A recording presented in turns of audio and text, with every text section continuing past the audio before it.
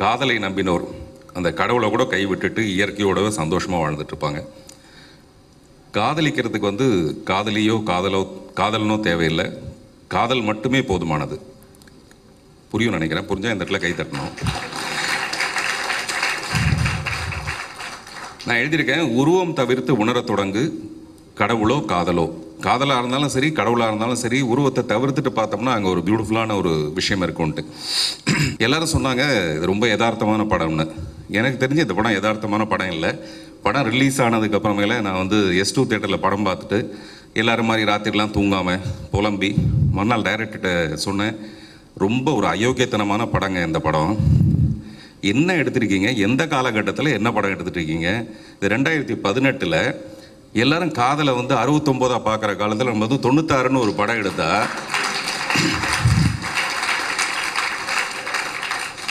என்ன இது இப்படி ஒரு அநியாயமான படம். ஆனால் இப்போ அழகில கூட பார்த்தீங்கன்னா, அழகில வந்து அவங்க 2 பேரும் சேராமல் இருக்கிறதுக்கு ஒரு காரணம் ஒன்று உண்டு. இவனுக்கு கல்யாணம் ஆகிடுச்சு, குழந்தைங்க இருக்குது, அந்த பொண்ணு வந்து 2 பேரும் சேர்ந்தால் ரொம்ப அயோக்கியத்தனமாக இருக்கும். ஆனால் இந்த படத்தில் பார்த்தோம்னா அவங்க 2 பேரும் ஒரே ஒரு தடவை கட்டி பிடிச்சாங்கன்னா கூட அவ்வளோ சந்தோஷமாக இருக்கும் நமக்கு படம் பார்க்குறவங்களுக்கு. அதை வந்து டைரக்டர் அப்படியே இழுத்து இழுத்து இழுத்து இழுத்து அப்படியே நம்மளை வந்து ஏங்க வைக்கிறாரு. அது வந்து எல்லாரும் கை தட்டுறாங்க. நான் சுற்றி முற்றி பார்க்குறேன். யமுனை ஆற்றிலேன்னு ஒரு பாட்டு, அந்த பாட்டு வந்து அந்த படத்தில் ஒரிஜினல் படத்தில் இருந்ததை விட இந்த படத்தில் பார்த்தோம்னா அவ்வளோ பியூட்டிஃபுல்லாக. நான் யோசிச்சுட்டே இருக்கேன் எங்கே வரப்போகுது அந்த பாட்டு அப்படின்னா, லைட் ஆஃப் பண்ணிவிட்டு திடீர்னு அங்கே ஒரு கேண்டிலோட அந்த கதாநாயகி நடந்து வருமா, அந்த பாட்டை பார்த்தோன்னே அப்படியே நான் நிஜமாக போய் டைரக்டரோட காலை தொட்டு கும்பிட்டுலான்ற மாதிரி எனக்கு தோணுச்சு. உண்மையிலே அதுதான் என்னுடைய உண்மையான ஒரு உணர்வு. அதில் காதலிச்சவங்களுக்கு எல்லாருக்கும் தெரியும் அந்த உணர்வு எப்படிப்பட்டதுன்னு. எனக்கு கூட ஒரு காதல் இருந்திருக்கு. ஒரு காதலுங்கிறது போய் ஒரு காதல் இருந்திருக்கு. அந்த காதலியை வந்து நான் இப்போ கூட பார்க்க விரும்பலை. நாங்கள் 2 பேரும் பேசுகிறது கிடையாது, பல வருஷங்கள் ஆச்சு. பேசக்கூடாது.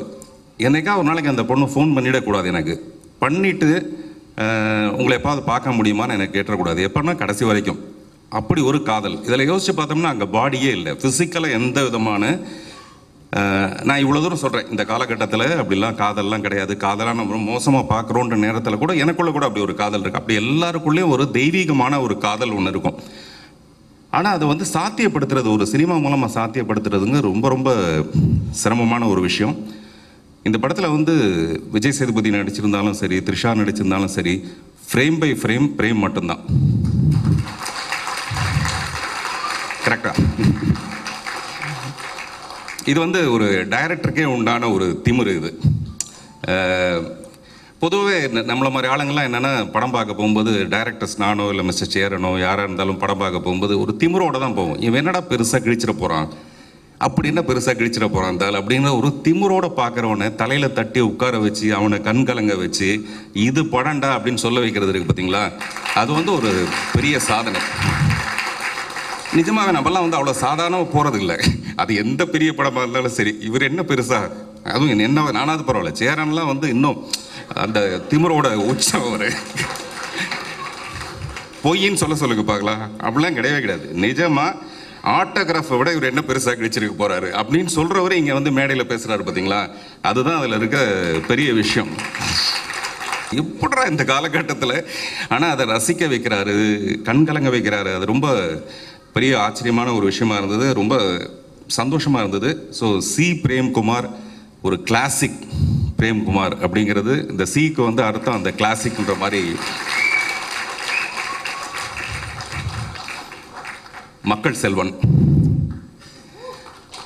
எனக்கு தெரிஞ்சு சினிமாவில் ஹீரோவாக நடிக்கிறவங்க ஒரு காலகட்டத்தில் மக்களை பற்றி சமூகத்தை பற்றி பேசுவாங்களே தவிர அவங்களுக்கு ஏதாவது நல்லது செய்யணும்னா ஒன்றுமே பிடுங்க மாட்டாங்க. பட் இவர் அப்படி இல்லை, இவர் நிறைய பிடுங்குறாரு. என்ன பிடுங்குறாருன்னா, சமீபத்தில் ஒரு கேரளாவுக்கு போயிருக்காரு.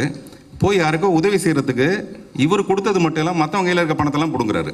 இதை கொடு, அதை கொடு, அதை கொடு, இதை கொடுன்னு அவ்வளோ பணத்தை பிடுங்கி அதாவது தான் மட்டும் நல்லது செய்கிறதில்ல, நல்லது செய்கிறத வந்து மற்றவங்களுக்கும் தூண்டி போடுற மாதிரி ஒரு விஷயம். உங்களை பார்க்கும்போது எனக்கு வந்து இந்த நடிகர் இந்த படத்தில் நீங்கள் என்னவா இருக்கீங்கன்றதெல்லாம் விட ஒரு மனிதனாக எந்த அளவுக்கு நீங்கள் வந்து மக்களை ரீச் பண்ணியிருக்கீங்கன்றதான் எனக்கு ரொம்ப பாராட்டணும்னு நான் நினச்ச ஒரு விஷயம். உங்களுக்கு தான் பெண்களுக்கு வந்து அவ்வளோ பெரிய ஒரு ஒரு ஈர்ப்பு ஒன்று இருக்குது. அது வந்து எனக்கு ரொம்ப பொறாமையான, வருத்தமான, கஷ்டமான, ரொம்ப கவலைப்படுற ஒரு விஷயம். ஆனால் வேறு வழி இல்லை, அது அப்படி தான் இருக்குது. நேற்று கூட என் பையன் வந்து ராஜா சார் ஃபங்க்ஷனுக்கு போயிருக்கும்போது நீங்கள் பார்த்த ஒரு ஹாய்ன்னு சொன்னீங்களாம். அவருக்கு ஒரு பயங்கர சந்தோஷம். எனக்கு ஃபோன் பண்ணி ஃபங்க்ஷன் எப்படி இருந்ததுன்னு கேட்டேன். அவர் வந்து விஜய் சேதுபதி வந்து எனக்கு வந்து ஹாய் சொல்லிட்டு போனார். அதாவது லவ்வை ஸ்ப்ரெட் பண்ணுறது, எவ்வளோ சந்தோஷத்தை மற்றவங்களுக்கு ஸ்ப்ரெட் பண்ணுறதுங்கிறது நான் வந்து அவர்கிட்ட தான் தெரிஞ்சுக்க வேண்டிய ஒரு விஷயம். த்ரிஷாவை பற்றி என்ன சொல்லலாம் பாருங்கள். நான் ஒன்றுமே சொல்ல கை தட்டுறாங்க. அப்போ நான் சொன்னால் என்ன அவங்க யோசிச்சு பாருங்கள். சில படங்களுக்கு வேணால் த்ரிஷா இல்லைன்னா நயன்தாரா, ஆனால் இந்த படத்துக்கு த்ரிஷா இல்லைன்னா த்ரிஷா மட்டும் தான். இந்த படத்தில் ஹீரோ காத்துட்டு இருக்க மாதிரி நம்மளும் காத்துக்கிட்டே இருக்கலாம். ரொம்ப வருஷமாக காத்துக்கிட்டே இருந்து த்ரிஷா வந்தால் எடுக்கலாம் இந்த படம். அவ்வளோ தூரம் அப்படியே என்ன சொல்கிறது, அவ்வளோ ரொம்ப சூட்டபுளாக இருந்தது. அது நடிக்கிற மாதிரியே தெரியல. த்ரிஷா கிருஷ்ணனை கூட இவங்க ராமரா மாற்றிடுவாங்க போல இருக்கு, அப்படி ஒரு பவ்யம். ஸோ பொதுவாக சில பெண்களை பார்க்கும்போது ராமன்லாம் கூட கிருஷ்ணா மாறிடுவான். ஆனால் இதில் வந்து கிருஷ்ணனை வந்து ராமனா மாற்றுற அளவுக்கு ஒரு பாந்தமும் பவ்யமும். இந்த மாதிரி இடத்துல நான் கொஞ்சம் பொய் சொல்லுவேன். அந்த விளக்கு வச்சதுக்கப்புறம் கூட நான் பொய் சொல்லுவேன், தப்பாக எடுத்துக்காதீங்க. நான் முதல்ல அம்பாஸ்டர் பல்வாவில் ஒரு தடவை உங்களை பார்த்து அப்போ நடிக்கிறீங்களான்னு கேட்டேன், ஞாபகம் இருக்கா? அப்போ வந்து நடிக்க மாட்டேன்ட்டாங்க. நான் இந்த மாதிரி நிறைய பெண்களோட நடிகைகளுடைய வாழ்க்கையை நான் வந்து கெடுக்கலான்னு ட்ரை பண்ணி அதுலேருந்து தப்பிச்சு போனதில் ஒருத்தர் வந்து நயன்தாரா, இன்னொருத்தர் வந்து த்ரிஷா. நான் என் படத்துக்கு நடிக்க கூப்பிட்டு அவங்க வரல. அவங்க பயங்கர புத்திசாலிங்கிறது நமக்கு அதிலே தெரியும்.